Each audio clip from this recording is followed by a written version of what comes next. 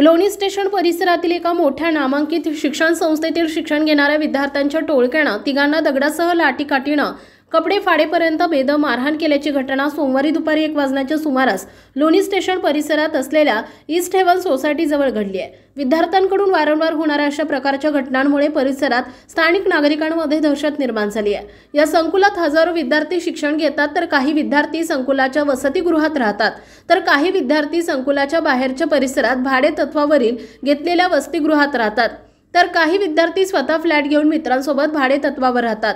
या परिसरातील हॉस्टेलमध्ये शेकडो विद्यार्थी राहतात। या ठिकाणी शाळा, बँक, हॉटेल आणि विविध दुकाने आहेत। या परिसरात प्री प्रायमरी स्कूल देखील आहे। या स्कूलची शाळा दररोज दुपारी 1 वाजण्याच्या सुमारास सुटते। मुलांना घरी नेण्यासाठी त्यांचे पालक येत असतात।